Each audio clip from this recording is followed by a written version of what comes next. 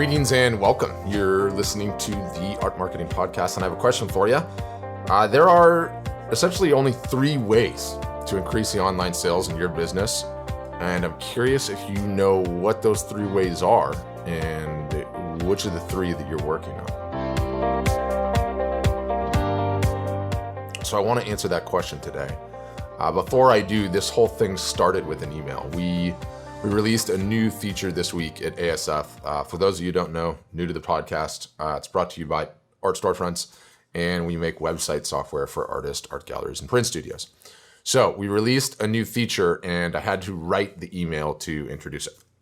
And I started thinking about how best to present this feature, the why. Why did we build it? That led to a back and forth email chain with the customer, which led to some shower thoughts, which led to this podcast. So first, I want to get to the question that I started with. Then I want to get into this new feature situation. And then I want to get into a technique I like to call the shoot first and ask questions later technique. So back to my question. So what are the only three ways that you can increase both your online and offline sales? So number one is you can increase the number of customers you have. This is everything that you would think it is, and you're all doing it. Doing art fairs, having gallery shows, buying Facebook traffic, word of mouth, SEO, email marketing, etc. While it's always the first step, to get your business started, it's also the most expensive part of increasing sales. Number one, increasing the number of customers. Number two is you can increase the average order value, or AOV. Everybody in marketing and e-commerce cites the Mickey D's example. Think when you get up there and you order your burger, do you want fries with that? So that immediately puts it into context, right? It's increasing that order value by adding more to it. If you want to think about who's the best at this in e-commerce, think of none other than our buddies at Amazon. And when you're shopping and you look down below whatever it is you're about to buy, customers who looked at this also bought this. You've got that widget of all the similar products.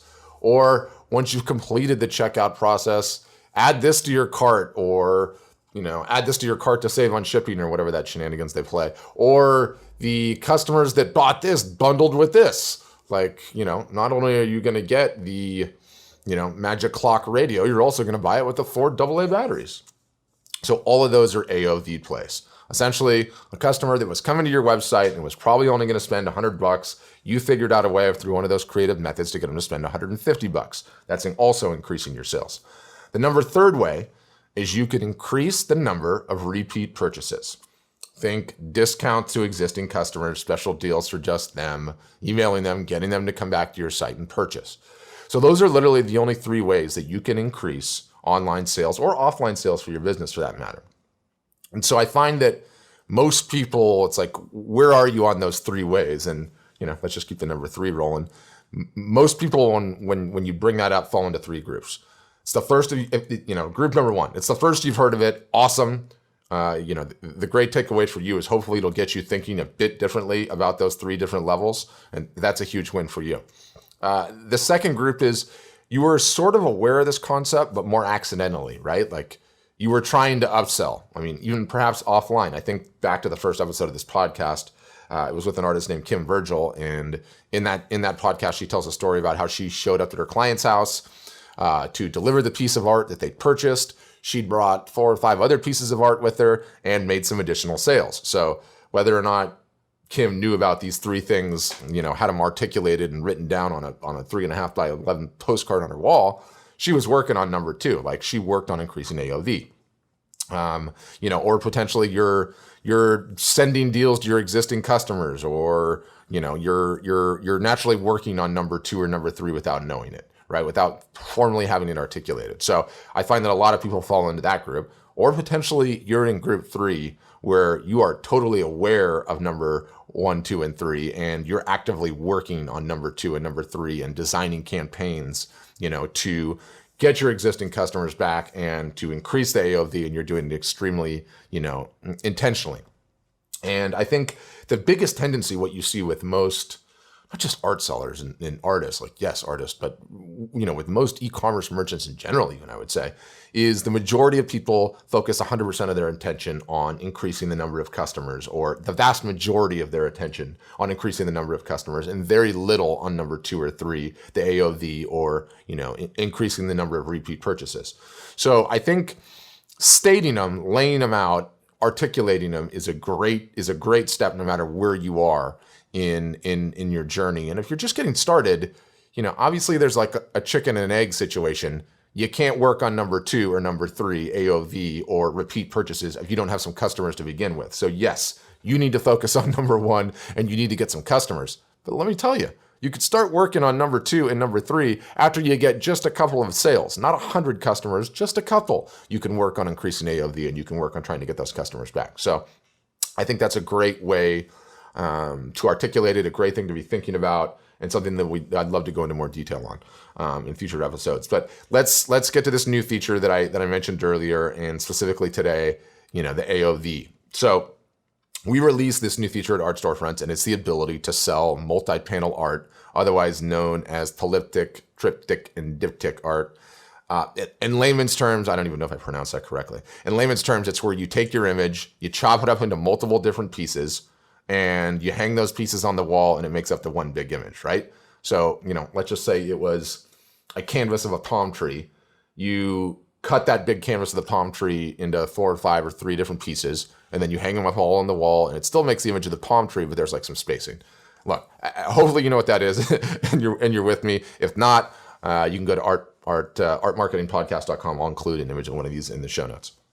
So anyway, we released this feature, and for the email, I was attempting to articulate the why. Why do we build this one?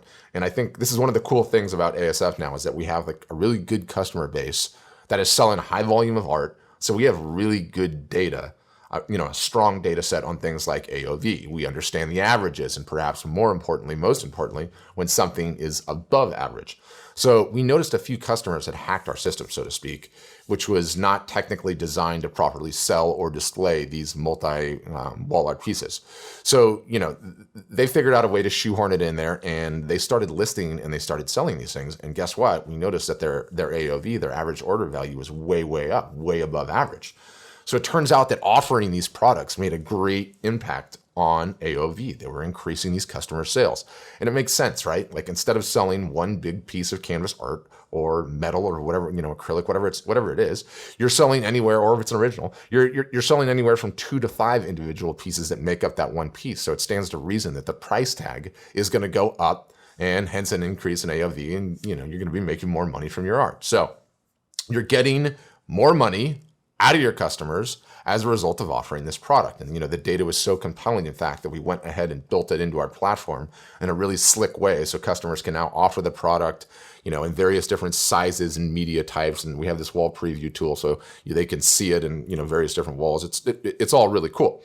So I mentioned this not as a sales pitch for the software, but just to say this multi-panel triptych, diptych stuff, it works. It's working very well. And if you have the opportunity to use it for your work, I think it's worth a shot. It's absolutely appears to be really, really, really good in our early testing for increasing AOV and increasing your business. So anyway, I finished off that new feature email. I sent it off.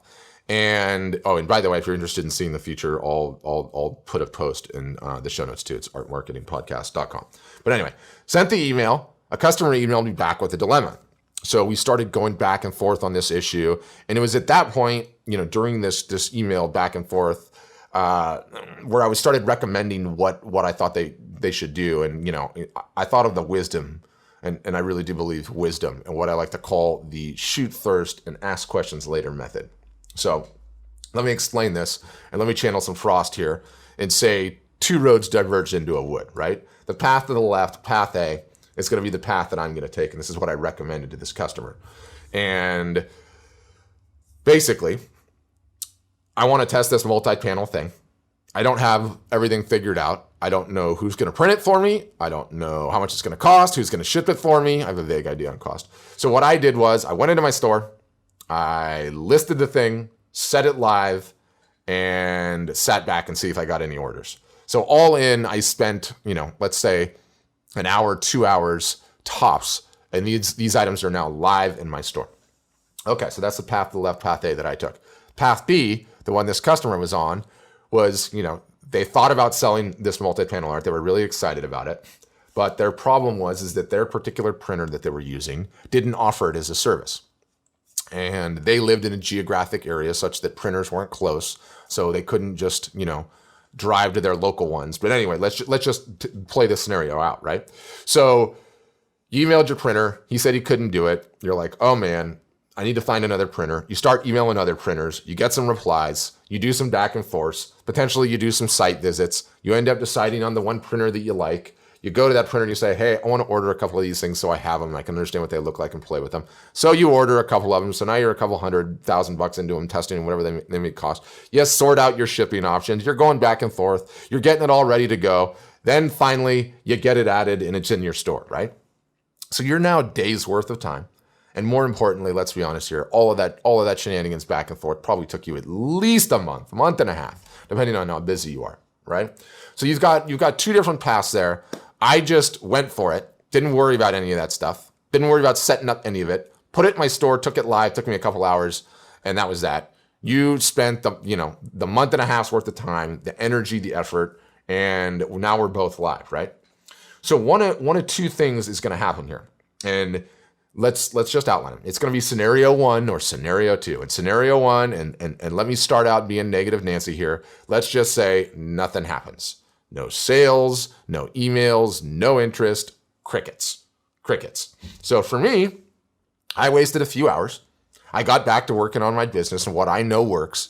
A few months later, I realized that these things are not working for me. So I pulled them from my store and I got back to work. You, on the other hand, that you took the other path, you wasted days worth of time, an actual month's worth of time to gather the feedback, let alone how much extra time that is because you didn't get live in the time that I was live, let alone the brain space for just all of that and working it up and thinking it through and everything else. To then also take it out of your store and keep going. But you're now months behind where you would have been, right? So that's scenario 1. Maybe that would happen. Or let's just play it out, scenario 2.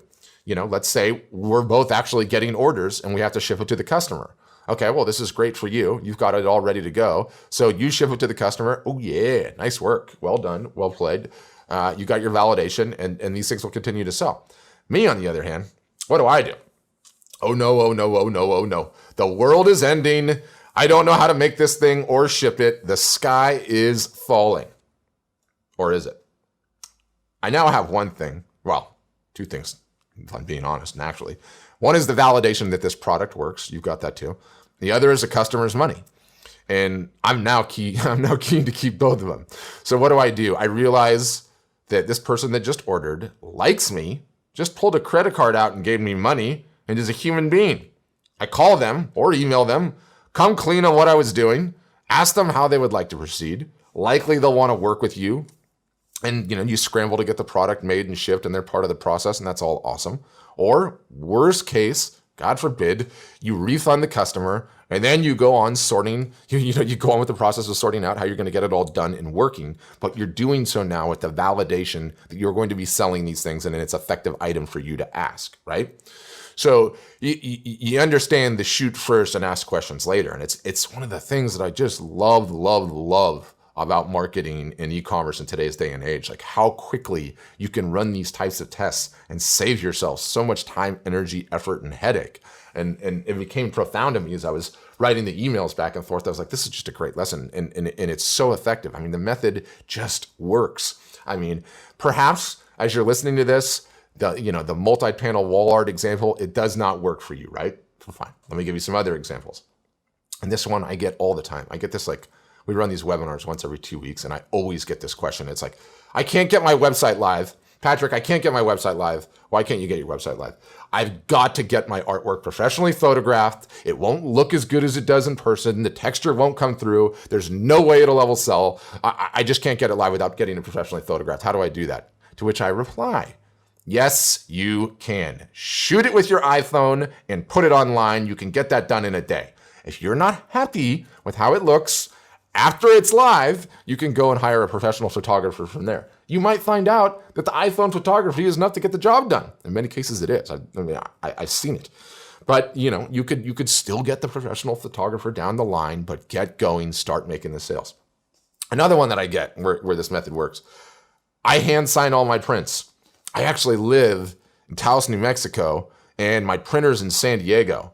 So how will I be able to hand sign my prints? I need to get this figured out before I can start selling prints.